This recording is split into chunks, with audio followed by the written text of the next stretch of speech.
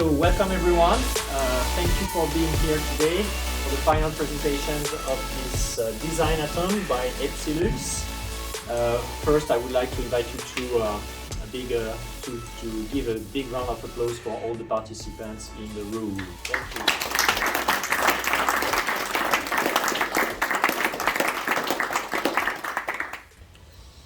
Now, Patrick, if you want to say a few words.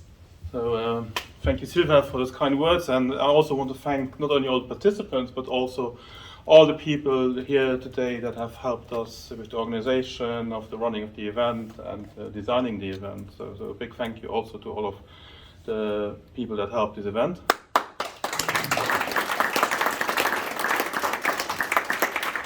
So basically, so this whole Designathon came about because we are running this European funded project called EBSILUX, where we're trying to implement digital diplomas, digital verifiable diplomas in Luxembourg as using the European blockchain infrastructure and services. So this consortium that we formed to do this project over last year and still this year is composed of the Ministry of Digitalization in Luxembourg, Infratrain, the SNT, so the University of Luxembourg Security and Trust Institute, and the LIST, the Luxembourg Institute of Science and Technology. So the idea for this Designathon was part of the work we proposed to the European Union to do, and I'm very happy that we not only got people participating here from Luxembourg interested in the topic of digital credentials and diplomas, but also from other countries. We have people from Germany here, we have people from France here. So that's really encouraging that this topic is so interesting, that people come from far afield. As I said, I want to thank also the partners that helped us with the organization of this event and the running of the event, Agile Partner, and also GovTech Lab. So it's an amazing space we have here where we were able to hold this two-day event, and it's really a great space to do this kind of events. So now we come to the time. We have 4 teams that are going to do pitching of the ideas they developed. So it's not a hackathon, it's a Designathon. That means they haven't developed now coding and done like a functional prototype, but they will present to you the idea they developed over the last 2 days, the concept, and hopefully with lots of interesting aspects to it that they thought about and developed. So it's not a contest, there's nothing material to win after this, but nonetheless we have a jury that will hopefully give good feedback and also have a little bit of a discussion with each team about their project. So the jury, maybe everyone wants to present themselves. If they just quickly come to the stage and give 2 words to who they are.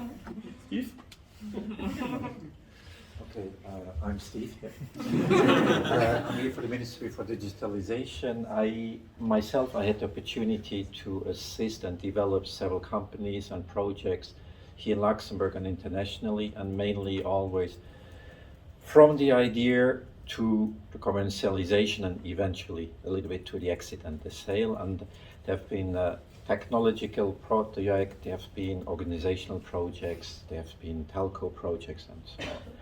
And I'm curious to see what comes out of this Designathon.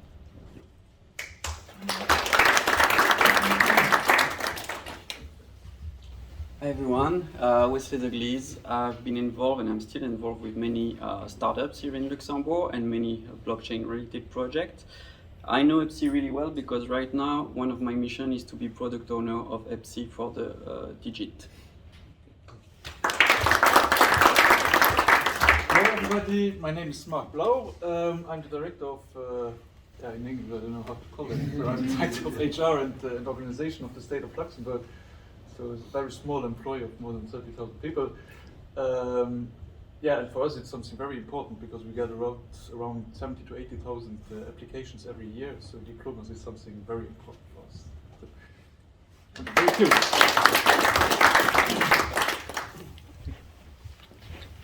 My name is Alex Rieger.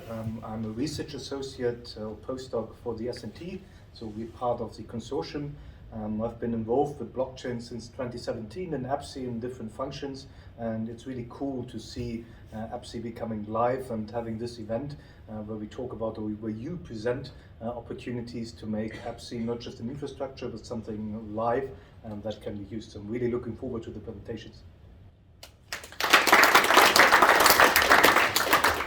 Hi, I'm Serge. I'm very honored to be part of this jury. I'm very excited to hear about your projects. On Monday, the Ministry of Education is launching a new school, an IT school. We are recruiting, so if you're looking for a job, get back to me.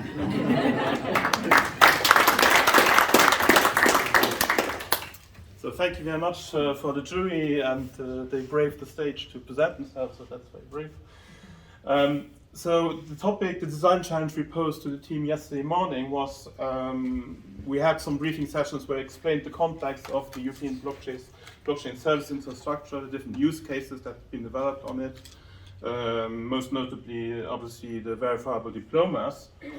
And as you may know, at the moment, EBSI is still in a kind of pre-production phase, and there's different projects all around that have done first deployments of diplomas. Perrine from France, from the University of Lille, in the keynote presented another project where they deployed verifiable digital diplomas for the University of Lille. So there is already diplomas being issued, also real diplomas, but we want to, with this event, we wanted to encourage people to think about how can we take this to the next level? How can we scale this to make it used more widely, more useful, and more popular, so that everyone can have the opportunity to have digital credentials, diplomas, but also other credentials in their mobile wallet, and can make use of them to make life easier and create more trust. So that was kind of the topic we set for the Designathon. Okay, so how will it work now? So we'll have 4 teams presenting during 5 to 7 minutes, and then you will have 10 minutes to discuss, ask questions, give feedback. So the 4 teams will go in this order. It's time to start. So first team, Desire. Not the congratulations yet.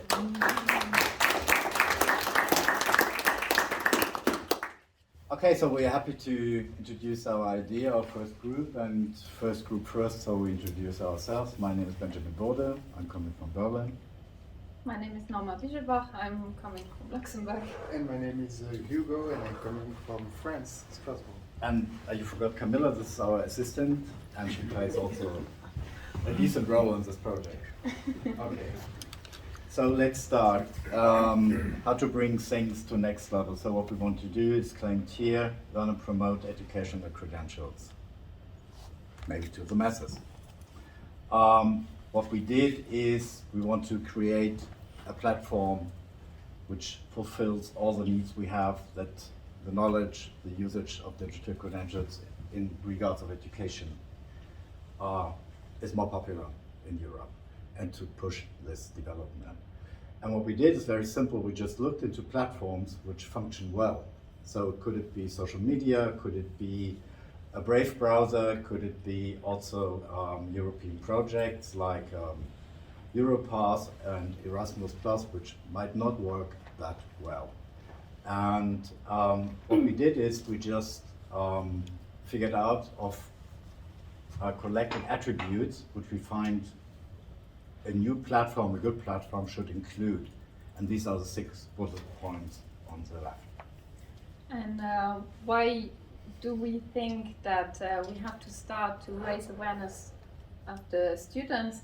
Well, at the ministry we work with Europass, so we took this as a role model, and we see that it's very difficult to get the students to create a Europass, to understand what it is and how to work with it. So when we tell them, please create a Europass wallet so that we can give you your digital credentials, it's going in the one ear and going out to the other. So if we would have a platform to raise awareness and to raise the interest, digital credentials, that would be very helpful.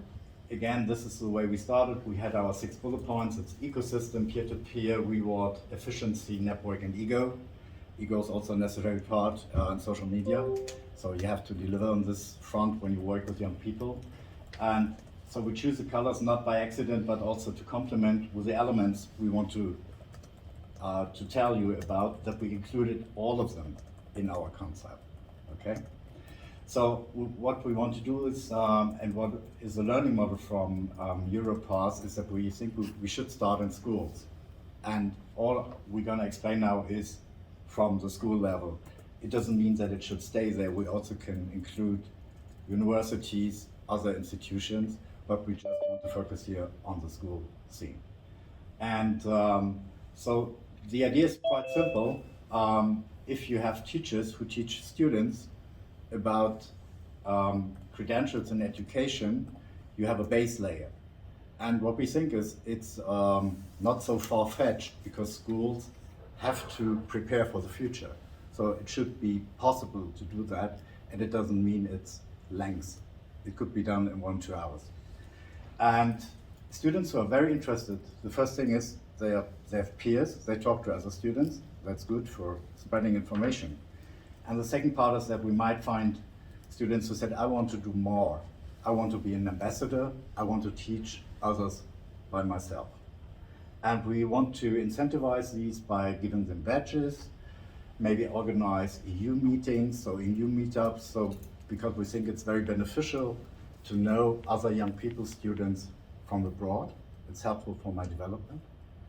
And maybe also to connect with other organizations like Erasmus and what they do.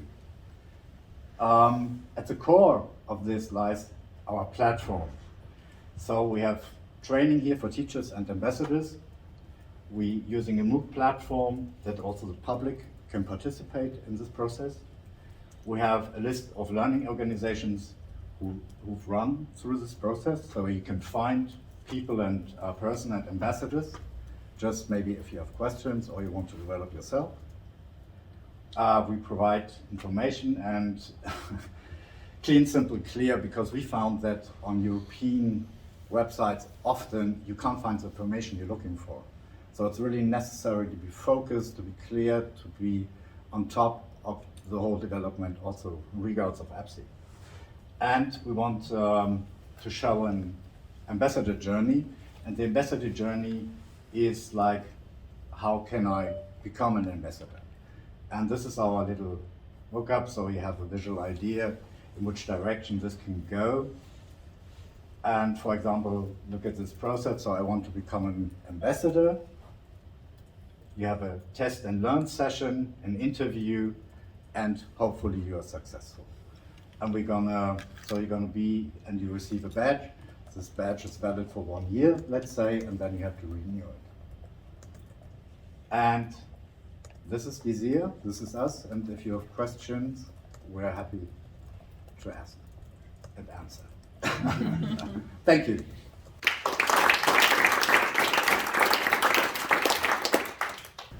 Okay, well, let me start. Just a simple question. Yeah. Why should I fill out Europass? It didn't come out why I should fill it out. I understand, okay, it's a case study, but why should I fill out Europass? No, maybe that's the idea is here not about why you should fill out Europass. The idea here is to learn about credentials in the education sector. What we can do with this year, we can use it as a vehicle. So we also can transport why you should enroll in Europass and use it as your platform. This could be an additional thing to do. Like we always, this can be modular. You can put more things and more content on it, not right from the start, but slowly growing. Okay, thank you. What was the reason why because now it's really focusing on the everything but education, training, facility centers, etc. Why not integrate also big employers, the professional? Absolutely, it's absolutely. Again, it's a new idea. We want to bring it to you. We want to make it very clear on one model, and this is the school level and student level. There are many possible connections to the labor market, like also to inform young people about developments and so on. And there's a fight for talents, as you all know. So this is also can be part also of the ambassador program. Like we have very motivated students, for example, and to give them information, and which is also good for their development, to have knowledge about these things. So this is again possible that it's 24-hour development what we showcase here. Thank you very much. A very interesting presentation. I think this learning aspect is really important, and this dissemination aspect to make things clear, as you have explained with your past, people don't know, and I think also for EBSI it will be highly important to disseminate and make clear that there's an infrastructure, there's use cases. I'm wondering about your target group and how you want to get students on board. So when you pitched, I imagined this would be something for people at the school, someone in administration who would be responsible later for issuing diplomas, that they would be natural person or target group. How would you convince students, because they have full schedules, there's many other interesting things, so how would you get them to become ambassadors? How would you make this interesting to them? Yeah, I mean, these are more questions than one. So I think first of all, it's clear that this wave of credentials coming to schools, teachers have to be taught how to, do a credential, what is it, and how to fulfill it. And in this case, so it's also a political decision. Do I want that? Do I want to prepare them for the future, or just make it top down, like do it? And I don't care how you do it. It will function because you always do it. And so I think it's very simple. When you always have in a group of students, you always have some who are interested in doing more. And I don't say that you have, from now today, immediately thousands of ambassadors. It's not the way it works in education sector. So you have to keep it simple. And I think also via the ZIA platform, we can create connections peer-to-peer, interested people, and also we need to develop material. So when you fill your MOOC platform, for example, or at the beginning in school, in the classroom, which is still classroom, then you find these people to work, and you always find teachers who are motivated to do something, and they are able to find the motivated students. So in the beginning, there will be a lot of find the right teachers, right schools, right teachers who are able to create this first kind of community where the rest can grow from. Okay. I can add that in a horizontal way to get some information, maybe it's easier to promote kind of systems that value skills and reinforce employability for students. And even a student who is an ambassador can value that skills and that achievement. Besides that, there's a reward aspect in it. Like you're getting a badge, you're getting something which shows that you are doing more than average, and that's good for your next application maybe. And so there are many ways to promote. And I don't think it's that difficult. I don't feel like it's difficult to do that. We also thought it might be important for students at the young age to start getting to know digital credentials, because it's much easier when you grow up with these systems. So therefore we also choose the school to start with and not university, because we see it now when I go to the students that get their diploma and I tell them, please create a Europass, I'm going to give you your digital credentials. They say, what is it? What do I do with it? They call us and they tell us, yeah, but when I print it out, there's no signature on it. And that's not how it works. And therefore, we thought it's much easier to get them when they are younger, and then they will understand and it will change the way of thinking. And maybe also to because the ideas come when you talk about it, and this is why I think it's very consistent what we develop. Like that there's a value to this credential ecosystem idea also in schools, so that they start thinking about, how can we use credential inside our organization, to incentivize people and to do more with that stuff, because it's a new culture. As I said, if we have digitization changes the way we learn, and it changes the way we receive testimonials. and you have that to keep that new development in mind. May I comment? And this was an excellent presentation. I very much like your roadmap. You started with an analysis of existing platforms.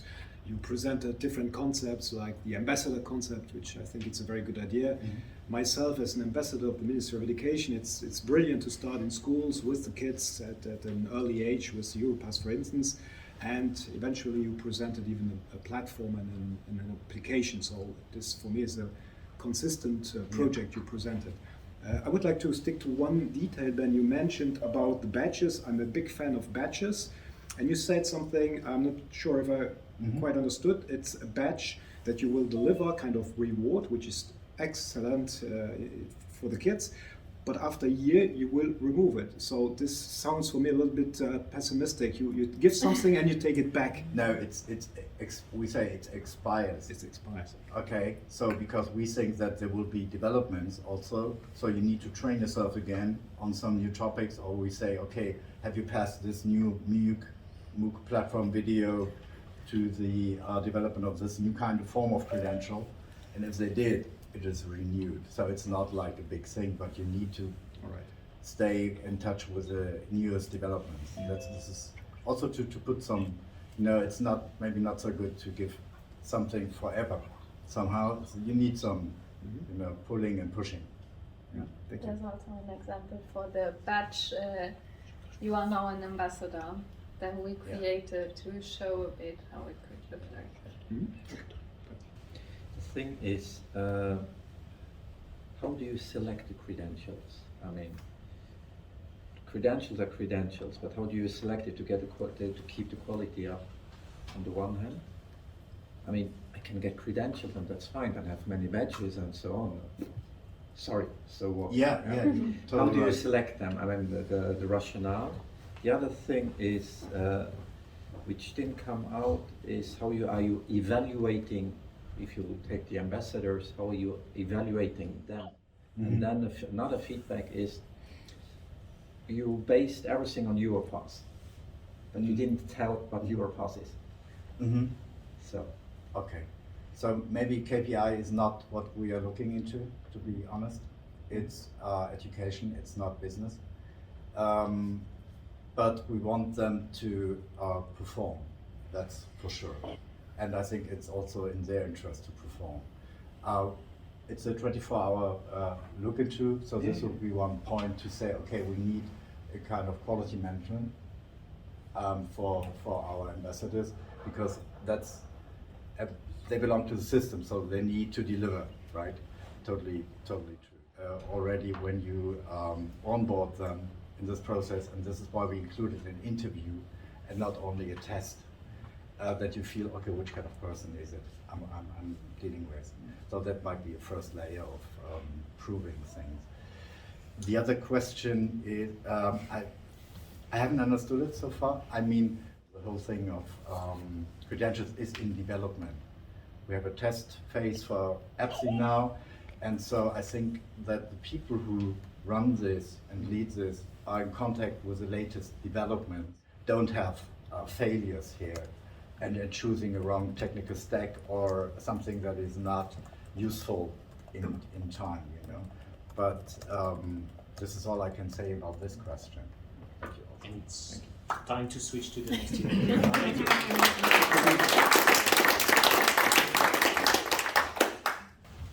Good afternoon. Thank you very much for coming today to listen to what we are going to explain you. So we will present you what has been the solution that has been proposed by our consortium here built during those 2 days, which is called actually Closed Chain. So the main idea has been raised during one of the demo we did during the EBSILUX project, where we presented what we are currently implementing with the diploma use case to one human resource actor who will play the role of the verifier actually. So the issue they raise is actually that when they receive CVs from applicants, what they need to verify is actually to be able to verify the diploma is very good, but what they would need is a way to verify the the professional experience of the applicant, because most of the time this is the place where they found more forgery. People are not so much forging diplomas, but most of the time are a bit changing their user experience, probably maybe to add an unemployment period, maybe to give them a better role than what they actually play, and doing this kind of modification. It's really time consuming to verify this kind of thing, and most of the time, when you try to call the previous employer, some of them doesn't want to respond, etc., because it's sensitive. So what we try to achieve here, what we propose, is to give the opportunity to this guy who wants to leave the company A, where he's working, to go and apply for a job in company B, to be able to leave the company with in his wallet a verifiable credential which is verifiable and which represent his user experience, and to be able to link this professional experience verifiable credential with a diploma which is actually verifiable also. So if I claim to act as an engineer from this year to this year, I can link both and to be able to verify everything. So the main goal is actually to improve the trust for applicants and recruiters within the EU job market. Let's imagine a story about a person who is working in that green building. Let's imagine it's company A. And by some reason, that person made a decision in his head to change the job. What should the person do? First of all, before the termination of the contract, the person should request from the company which adopted our ecosystem that micro-credential, which indicates a certain skill set of the person. Yeah, we can see basically the name, Thierry, company where the person used to work, certain time period, and what's more important, skill set with a certain names of skills and dedicated level, like junior, intern, senior, etc. And also the reference to the diploma, DC. What's happening later on? The person made that decision, the person obtained the verifiable micro-credential, and then the person is going to the company B, that building. And first of all, as a pre-step before the interview, the person gets his micro-credential verified by the new company in order to verify the skill set, right?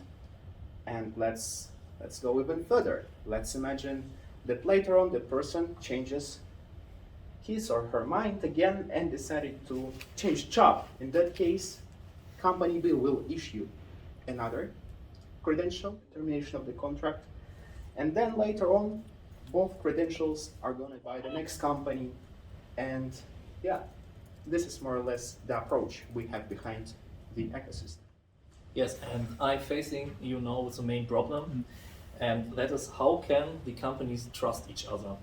And our idea is to create an alliance of companies. At first, you have to sign a letter of interest and an agreement, and second, you get checked by a third party, just like a ministry or chamber, as an auditor, and they check if you're a trustful company or not. And yeah, why should we do that? The thing is, everyone can found a company. Only trustful companies can join our trustful ecosystem, so every credential in our ecosystem is trustful. Obviously, we wanted to use EBSI as technical stack and the trusted registry for example, the IDs of the companies and the employees. Yeah, thanks for your attention. Feel free to ask us about our project. Here are some bullet points you can use for your questions. Thank you very much.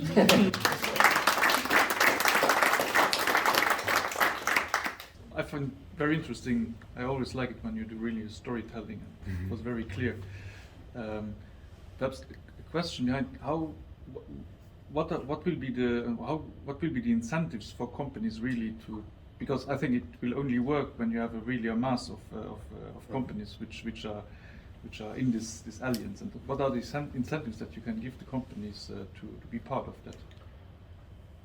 I'm telling them that they decrease their HR costs enormously by having automatically the first screen of applicants. And being in such an alliance, imagine nowadays it takes, as Thierry mentioned, 1 hour, 1.5, and it's not clear and it's not clear that you will get an answer. if it's true what the applicants send, and it's paid. And when we tell companies, hey, you could join the alliance, and you would save 1 hour per applicant for checking the first screen, and it's a trustworthy network of also companies. And how do you would scale enormously. And for example, there was Python, so there was junior Python or senior Python. But how do you define this? Because one company will define this is very senior, but the other one. Yeah. So how do you? One remark. In education we have EQF level. We have for mathematics there's a code 045 or something. Yeah. And also for these kinds, of course, we need some kind of. I don't like this word because we worked a lot of this standardization. We need something like standard language for this, and we had big challenge yesterday solving this because first we started with a rating system or something, but then we agreed that this is too complicated at first, yeah. But then the idea came up with a junior. And so on. One more neutral terminology. Yeah, to which also can be not an out of 10. You know, neutral, which can be not led to negative rating, because a negative rating nobody wants to show. And I think for the company interest, when something like the diploma use case will be in place, if they understand the added value of verifying diploma, this is the normal. The normal follow-up, and they should understand the next step, I would say. Thank you for the interesting presentation, and also the previous one was very interesting. I forgot to say the just one thing. There's nothing in the middle of the three. So but getting back to a little bit what has been said, you talk about credentials, and then you talk about professional credentials, and you were referring now to academia, diplomas, and so on.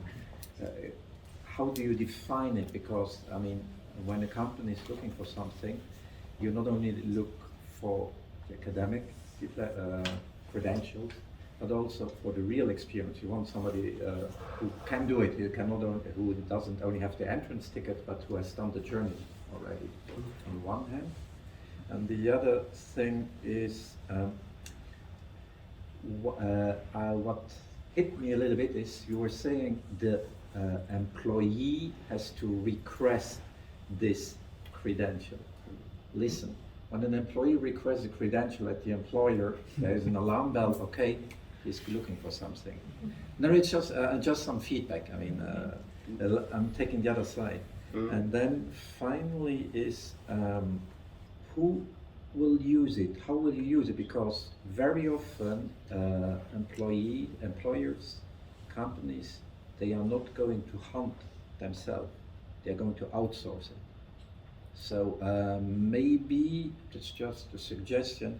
Eventually, you could look into the recruitment business for this, and not only the employers themselves. But in the whole, a very interesting one. But think about, I have to request something actively. If you go for a pay raise, then already it starts. So it's just some feedback. But for this, for instance, I know, for instance, in a company that there's a yearly discussion for payment or something, and for me, in my experience, this was like, can I request a certificate of my work? It's not seen from the company bad. I mean, it's also a feedback in combination mostly with a feedback discussion. And maybe it's also a trigger for companies. being better to their employees. Yeah, of course. I mean, it's both sides, which is very interesting. Yeah, we also saw the recruitment side, yeah, the third party, and my first terminology was like, oh my god, this Shark Tank. As we know this on LinkedIn, they are, I don't know, writing, do we want Java job at our company, or we have a client in I don't know where. And we want to exclude this explicitly because of the main focus on solving the trust challenge, solving the possibility of doing such things. But we also considered these discussions, and yeah, I would say the practical use case later on will show us. Yeah, of course, it was just some feedback. Yeah, that's good. I think my peers gave you excellent feedback already. I will just add one thing. You say you want to address the forgery, right? This is the main problem you are trying to solve.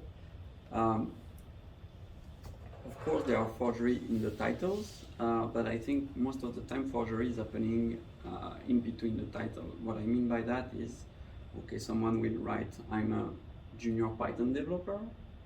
I was leading a team of 5 junior developers. I was the most senior of the junior. That's sometimes it's not true. And this, how can you address that? I think like for the diploma use case, we will have to develop schema to say exactly this kind of function has to be described by this and that. Of course, it will not be able to do everything, because even for the diploma use case, it's impossible to describe all the courses, all the grade, everything. It's not possible.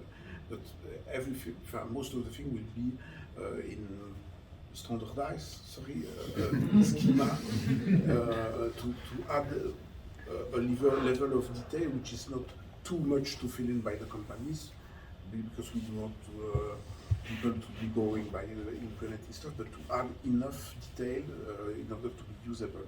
Something like for the level, saying senior, going to senior, from junior, senior, and lead, something like that. One addition to this, and EBSI achieved this last year as we requested a lot of times for the diploma use case. They published this EBSI schema, and this would be one approach. I mean, we analyzed the schema and we also built a converter from Emrex and so on to the JSON VC, and this would be a starting point, thinking schema-wise or in standardized ways, because then we have this language which can be used within such a alliance of companies. What was our term? Consortium. Consortium. No, not consortium. No, The company. The companies. Can you go back for a sec? Yeah. Within here we need this language, and we are not doing this without one language, one schema, one standard. And if they agree with a letter of interest, or they have an agreement, National Battery Alliance, they have an agreement. They are companies in competition, but they have an agreement working on standardization for digitized batteries, for instance. There's Bosch, I don't know, Siemens, Verity, companies together. They have an agreement and trust each other. And yeah, this is bringing trust into decentralized systems. Other, we cannot BitTorrent or sharing illegal film movies or something, yeah, then we cannot build trust. In fact, you can make a DAO out of it. Yeah. Yeah. Instead of an alliance, you do a DAO, and then it's done. And then you stay in the environment.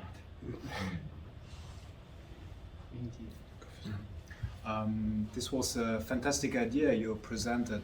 It's just great to link diplomas and experience, and furthermore to get it validated by a consortium of different companies. So this reminded me a little bit the endorsements you have on LinkedIn. The more endorsements you get, the more important it seems to be. Brilliant idea. I hope that ProSearch Chain will become commercial ones. It will really improve the work of recruiters. Really, this is a brilliant idea. The question I have, you used the expression micro-credentials and associated it with experience. I think working experience is very much context dependent. So for instance, if I have an experience as a Python coder and I would like to become a cook, that experience is not so much important. But if I won't become a coder, of course, this is much more important. So have you thought about how, in terms maybe of metadata, I don't know, how could you address this challenge? How could you express context when you talk about experience?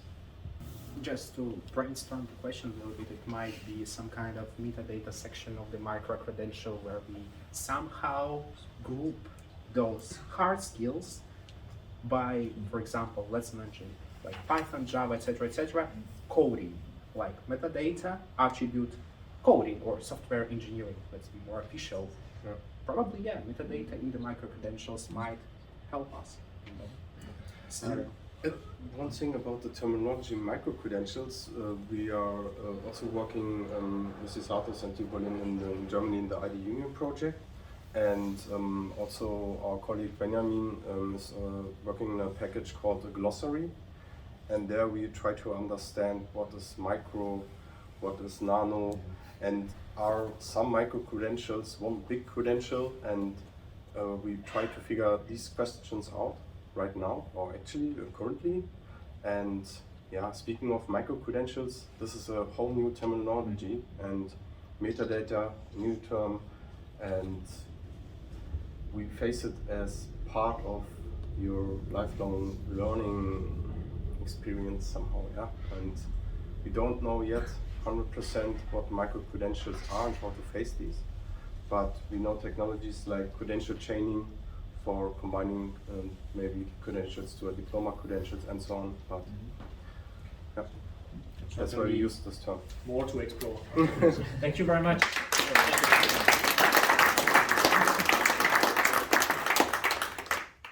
So, thank you very much, everyone. Our team worked on a product that we wanted to call Talent European Database. So, we came up that study programs today are really quickly changing and evolving, and that the market often struggles to stay up to date with these changes. Recruiters are often very focused on skills, and diplomas, on the other hand, do not always account for those skills. We also see that recruiters do not always know what would be the skills lying behind the title, behind the diploma's title, and they don't really know if they can actually trust this title.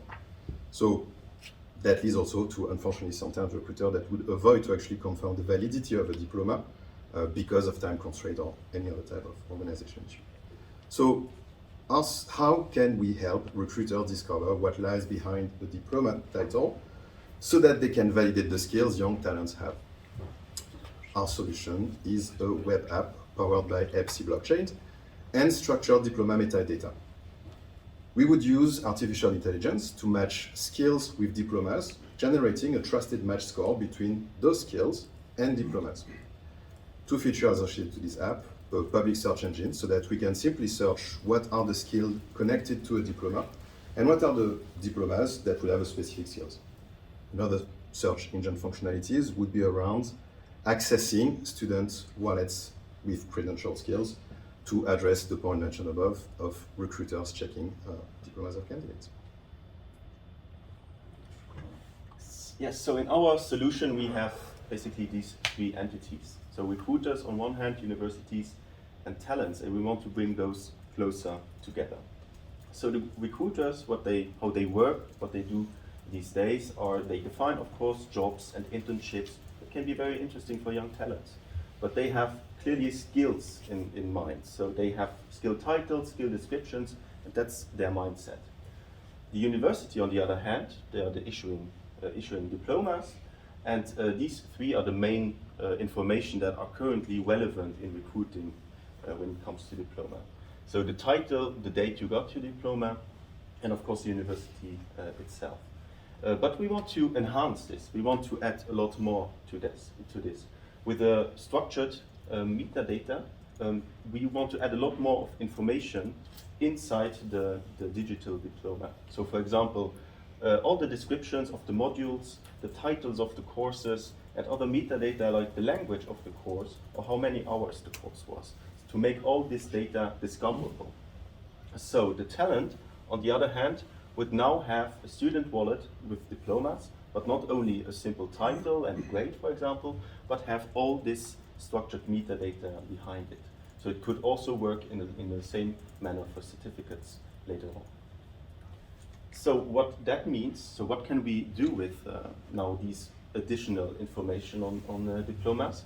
We can offer two kinds of solutions. So on one hand, we would have a public search engine, so where everybody, but of course mostly recruiters, can look, can search and input their job skills that they are actually looking for and see the matching of diplomas. So the diploma descriptions, a crawling AI that can do a match between the skills you are looking for and the diplomas that are offered. So with that, the recruiter could maybe find out that a specific university has a very interesting study program which is creating the young talents that they're actually looking for. At the same time, we could also offer a private search engine. So here, the student that takes initiative takes his or her wallet and applies to a job that the recruiter has to offer.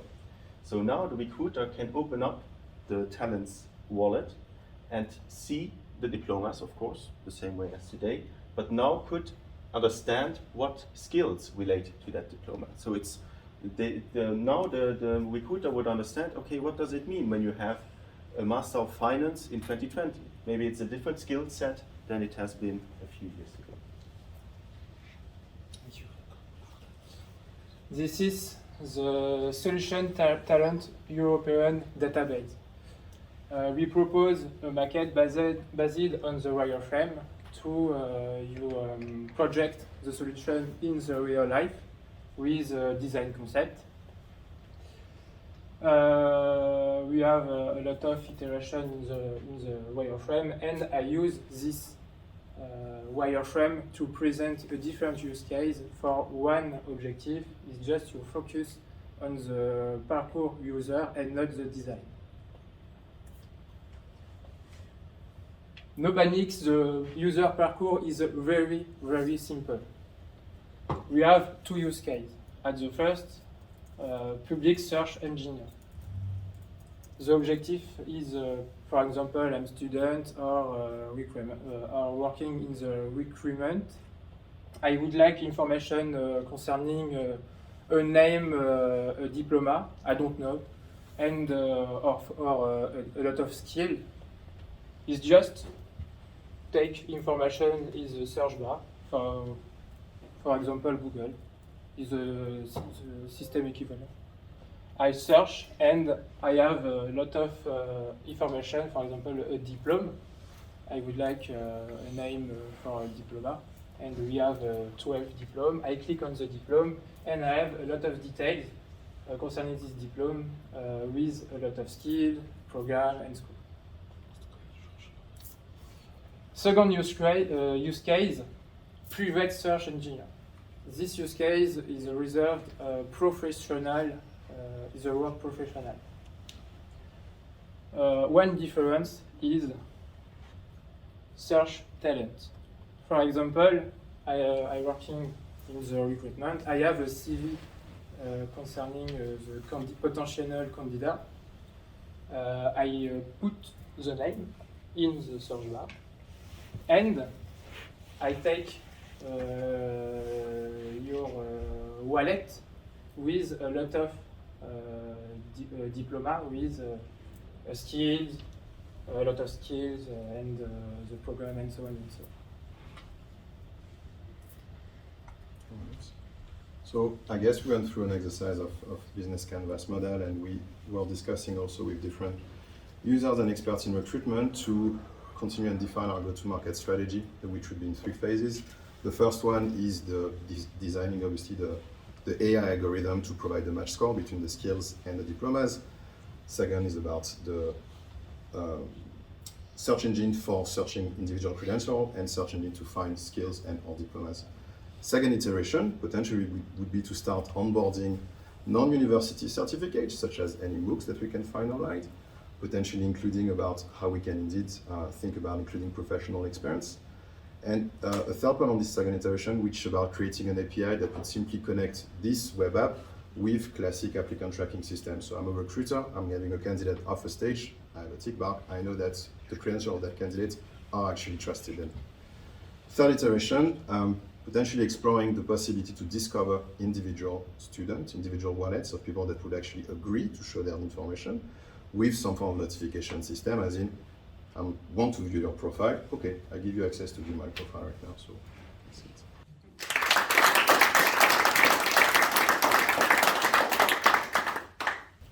I have a question. I think you made a really nice presentation. The concept is really nice as well, so good job already for that. As a first iteration, you said you would have to work on designing the algorithm for the AI to map the skills to the diploma. Do you already have a rough idea of how you will have the training data for that, or how will it work? Yes. So, two parts in that answer. The first one regarding diplomas. When a university wants to issue a bachelor or master degree, they have to present a description of the content of that diploma. So that description is by default available and nationally available. So we can assume European level as well. When it comes to the skill frame, there are European skills framework available. So that would be also a standard that we can actually leverage to make the connection between the two data sets.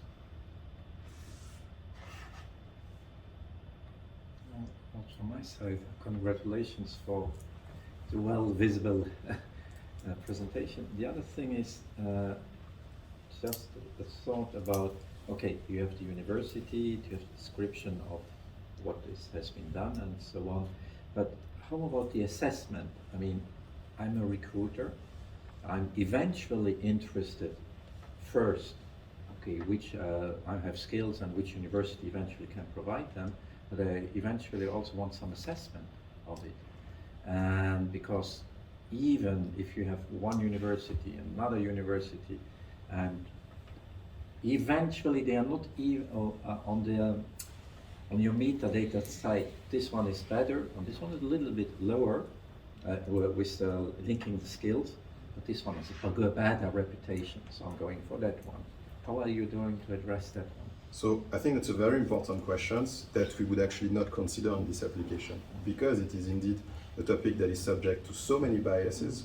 The moment we start introducing preferences between schools, we are introducing a ranking and therefore biases. So this is where the simple connection between skills and contents, I think this avoids the creation of those biases. It's a safeguard we need to put in place. So there's still like the human factor, right? So they still do that with the preferences of universities, and this university is better than the other based on what they think, right? So either way they do that, but we want to argue that the focus should first be on the skills, and after that maybe you find out okay, you have 3 interesting candidates and one is really from a bad university, if that exists, and you can still during your recruitment process bring in these assumptions that you bring with it. So, but here it's really the first step, and even more the discovery step of young talents. Thank you. If I may, a very impressive and visibly very appealing presentation. And since it's a little more technical, I would also dare to ask a more technical question, especially regarding iteration 3. So if we imagine your product is successful and there's thousands and potentially millions of people connected, how will you make sure that only the right people are contacted? So when a company hits on the search button, we're interested in that profile, there's 50,000 people with a matching profile connected. Would you contact all apps? How would that work? Because otherwise I would be constantly on my app, because some company somewhere is always looking for a profile like mine. Yes. I believe in such cases, the only filters we could realistically apply would remain on the skills and potentially location of the university. The information about the universities is included therefore into those metadata, same as the skills. But introducing anything else as a filter would create bias. So I do not think we should introduce any other kind of filter there. I think it's also a matter that so when you have this platform where young talents can show themselves, of course you would not allow to be on that platform if you are not actively looking for a job, and if you have such a great background that everybody wants to hire you. That's quite nice to have during the time frame where you're actively looking for a job.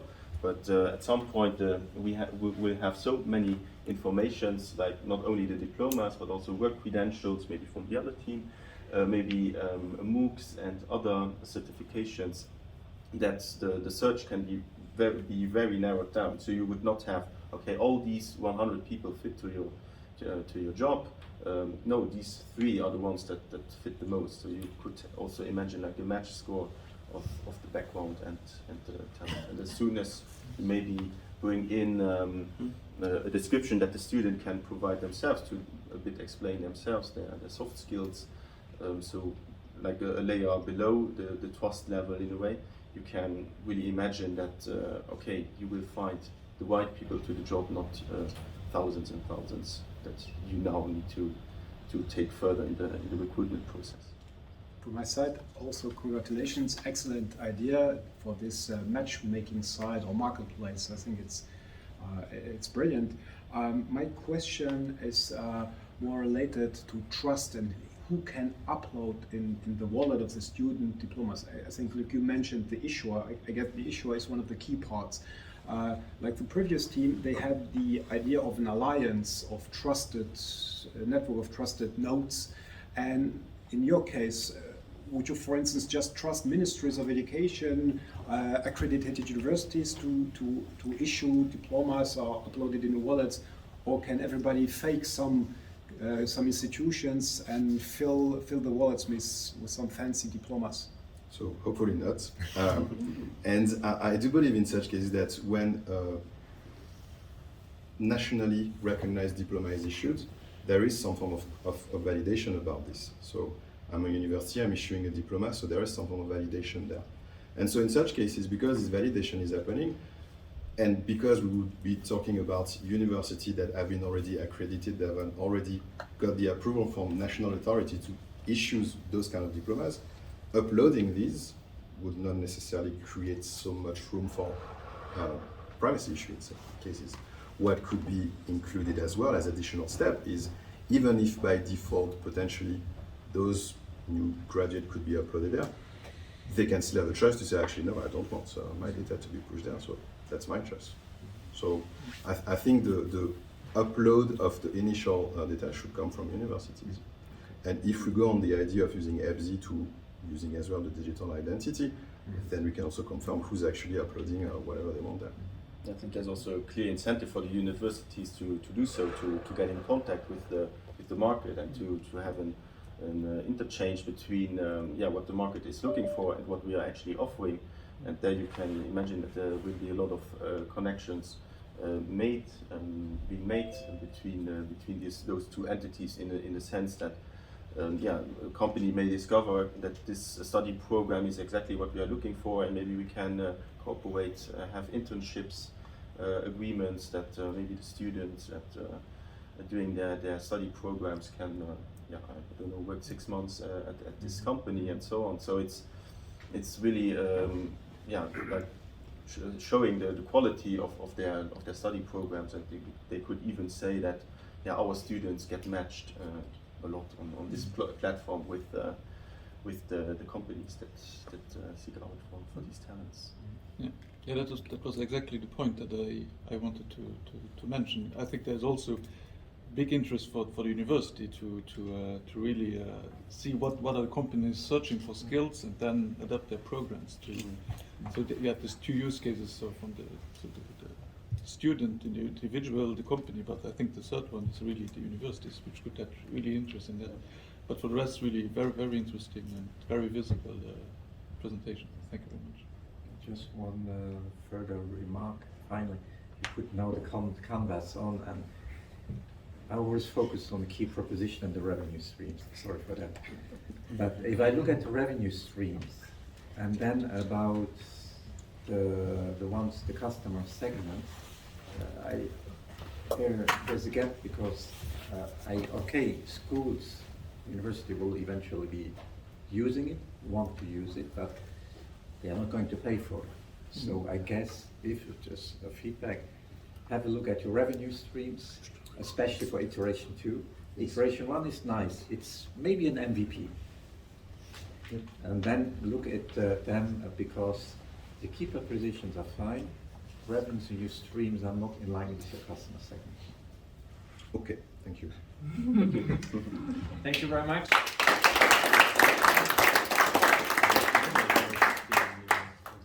All right. Good. Well, we're introducing today the Smart Diploma. And we would actually, we were tackling the problem statement, which is how can we make it easier for holders to convert academic and professional credentials into future opportunities. So basically the idea is that we do not want to stop at diploma level. We do not want the university graduate to basically graduate and then it's on them to actually, okay, what am I doing now? Where am I going? So to actually guide them in the process and to also even continue ongoing learning and suggest even a future career basically. Just in our example, we will actually talk about the holder as the graduate student, the issuer as a European university or training and learning center, and the verifier also university, learning center or employer. We focused a lot on a prototype, so we would like to actually tell also more of a story. Yes, so we would actually like to tell the story of Liana Weihnachter. And she's actually a graduate student, so she receives her a digital diploma, which she will store actually within her wallet. And she wants to know now, okay, what can I actually do? I did, within my diploma, I actually also had some fitness courses, and I would actually like to do a fitness coach certificate. So this wallet is actually helping her in this, telling her basically, all right, you eventually still need a little bit to finish this certificate, or you can actually already request this certificate to the holder, to the verifier. And basically the idea would be then that once the certificate has been requested and validated, she can also share this to future employers, and therefore also just guiding a little bit with having her diploma, with having certificates within the job search. So I let our designers show the prototype. So let's dive now into Liana's wallet.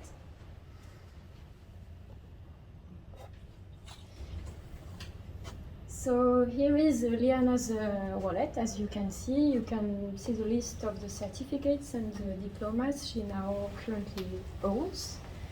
And in our situation that Clara explained, she would like to request a supplementary certificate to become a business coach, fitness coach, sorry.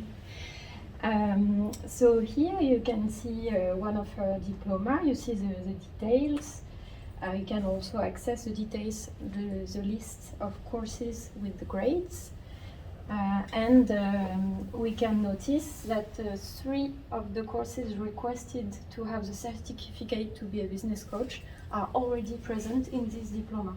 So the first one and the 2 last ones. You can also see the detail of each course with the syllabus, etc.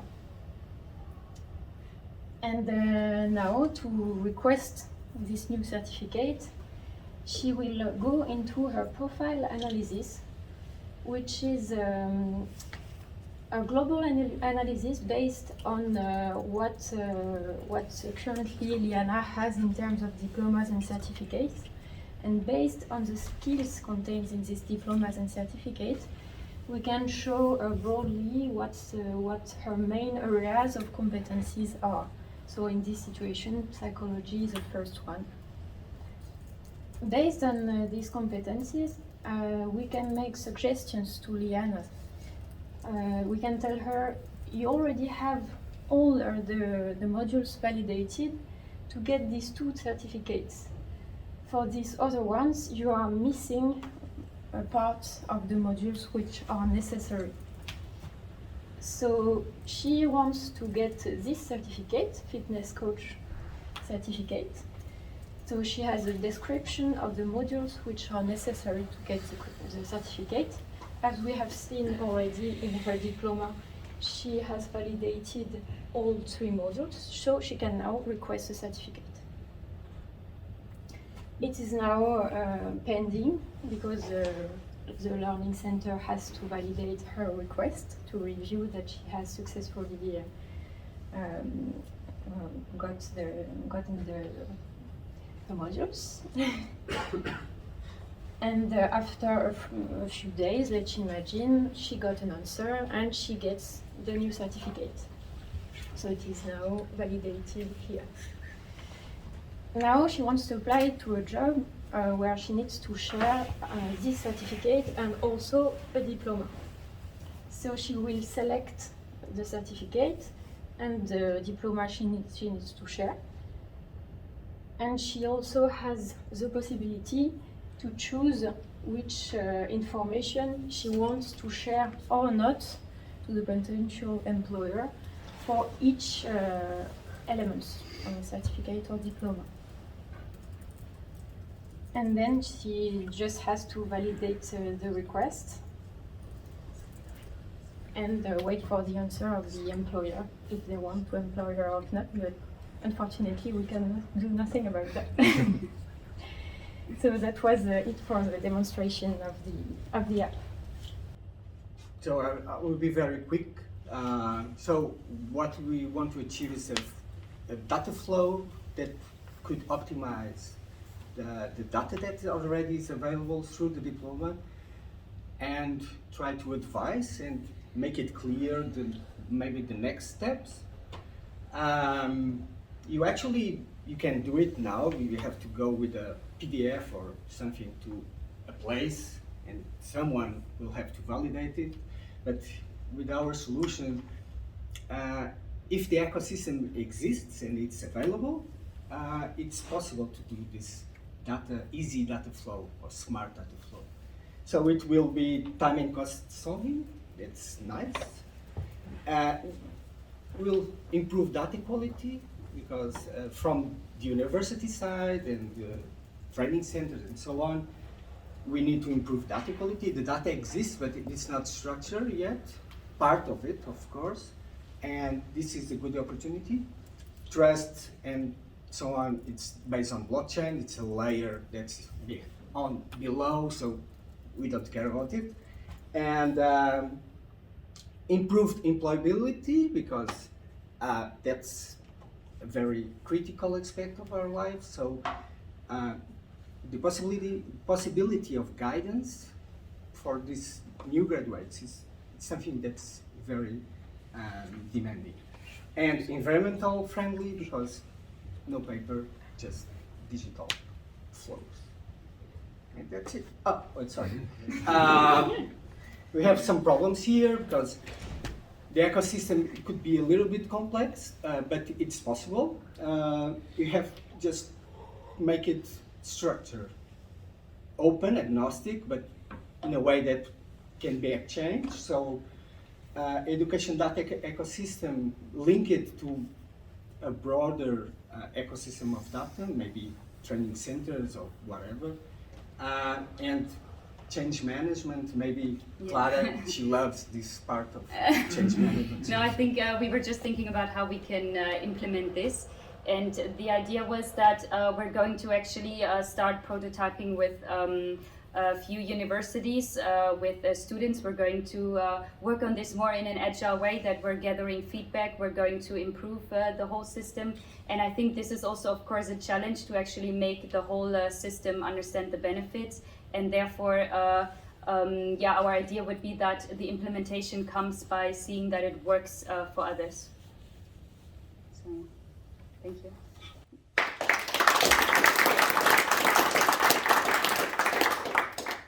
Thank you. It was very interesting and also, compelling presentation, and also the concept is very compelling.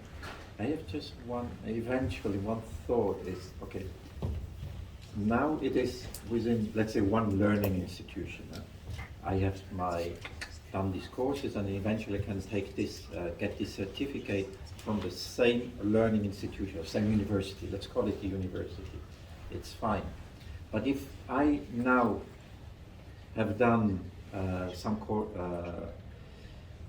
diplomas of this university, I did an MBA, I did this, I did that, and if I could mix the different the courses I had taken, I could get another certificate, maybe from a different university. Did you have that also taken into mind? Because that's an added value. This is an added value for the actual student if it's one university. If you have then the ecosystem of, let's say, universities, eventually also interesting. But if you were talking about the upscaling, it is, you don't stay, maybe it's not one which is in the ecosystem, but it's, if we take one from the other suggestions, okay, it's a common accepted credential, and with that one I could get a certificate at University XYZ. Yeah. No, I think that's very interesting. We were actually thinking about this, just thinking about the examples you have when you, for example, studied in, let's say, in a biology field, but then you actually also want to start in medicine, but you want to take those modules actually to not have to redo everything, and so this needs to also be verified, obviously, by the second university. So we were thinking about this, and I think that is the general idea, basically, that we want to. It's not just okay, I have this degree and I don't care about the different components I worked on actually, but I'm taking those modules and I can do something with this later. I can progress on them. I can further specialize and so on. And you have like two layers that you can, within each diploma, maybe you can just make a block of different modules and then we have something else. And yes, it's and mixed with different courses from different institutions.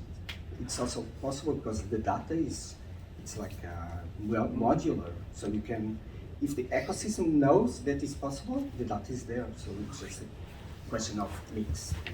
And in fact, you really can create smart certificates. Yeah. I mean, virtual certificates, you could create one.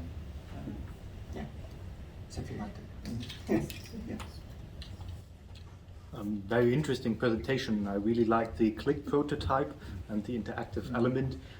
Also like the idea of encouraging lifelong learning and is also guiding new graduates. A question that I had is, I mean, you can, I guess, approach this from two ways. Look at the profile that is there and say, okay, you need to take another course and then you are also certified as this and that specialist. The question for me would be, or have you thought about it, approaching it the other way around, guiding people what is required in the market and telling them, okay, these profiles are very interesting if you want to change fields. This is what the market is actually looking for, and from these we selected those where the gap to your current skill set is limited. So have you thought about approaching it from the other way, and how would you involve companies and getting this information? Yeah. Sorry. We had deep talks about everything we could do, and in the next step we thought it would be interesting also for the student or the person who the wallet belongs to be able to refine his or her aspirations, and this way the suggestions the person gets could be adapted also to his or her own personal aspirations, and also, if it's possible, to what the market is looking for in terms of competencies. But this would mean having the right algorithm. I mean, this is not my domain of expertise, so I cannot answer about this. But ideally, yes, this would be notions we would be really likely to integrate. I don't know. Yes, add something? go ahead. Yeah. Besides this is very important, but this layer of suggestions or opportunities, in terms of if you think about the business model, it could be a door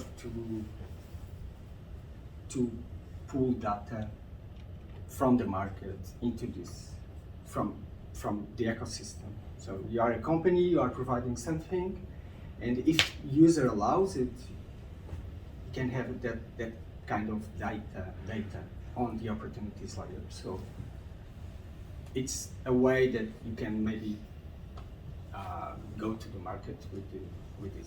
But it shouldn't, you should not bother, not put too much like junk data there, because a user will leave, so you have to be careful. Just we didn't go very deep on this because it raises some questions with privacy, and so we are not. It's not supposed to sell things. It's supposed to help people. So.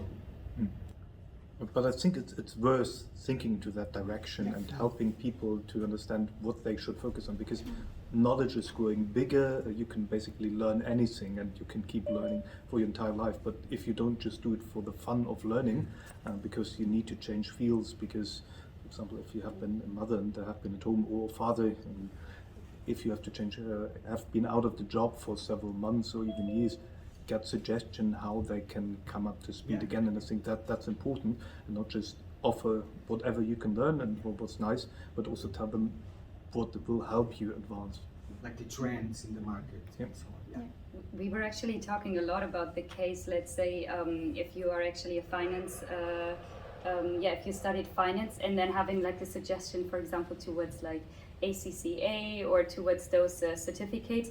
But what she mentioned is we wanted to add another layer, because I think the next generation is also a lot about, I don't want someone to put me into like one direction. I still want to own my future. So that's why we want to have another like two fields. One is the suggestions that we give, and the other field is like, I don't really like my suggestions. I want to refine this so that you can make modifications to this. I have no question, but just kind of feedback. I think I would like to stick to Steve's comment, because I think this is excellent that you thought about this, that you can put things together that are in your wallet and kind of request something new. So I think this is an excellent idea, and I don't know if you know that at European level people speak about micro-credentials and how far they are stackable. If you put micro-credentials together, you can maybe request in the future kind of diploma, even though you never did all the studies at one university. So I think this matches very well your ideas, and this is really a huge discussion you are following here.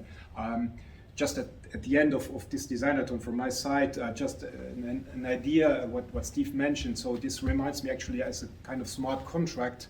A smart contract in blockchain terminology is not smart, it's not a contract, but in this case here, it could be kind of an object in a blockchain that could be entailed out of your wallet. So you could actually create a new diploma that doesn't exist on a certain university. You just could generate it based on the wallet and the objects in a wallet. So I don't know if the University of Luxembourg would deliver you a diploma when you've never been a student at the University of Luxembourg and just claiming it. But if you generate something new and you are not asking anybody to accreditate it, could be an idea. So just my 50 cents. Thank you. Well, thank you very much for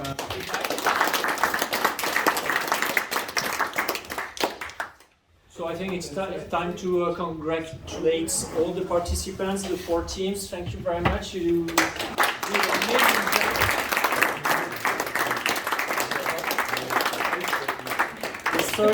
Such a short time frame, that's always amazing to see the results.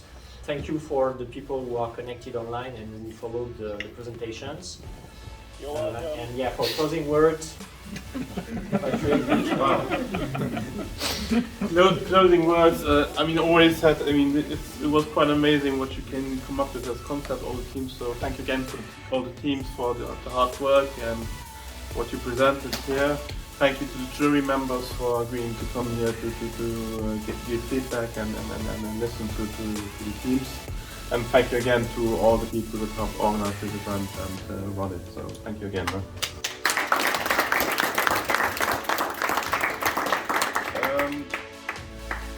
So what the next steps is, where you can stay connected with EBSILUX project. We're not done quite yet.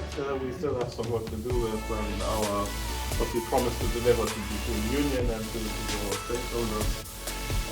So you can follow us on social media, on LinkedIn, on Twitter. We have a newsletter coming out, and as well, I encourage you to follow what's happening in European blockchain service infrastructure and specifically the Diploma Use Case as well. So there's lots of things happening, and it is developing and growing, and will for the coming years. So that's all I had to say. Thank you again, everyone, for coming.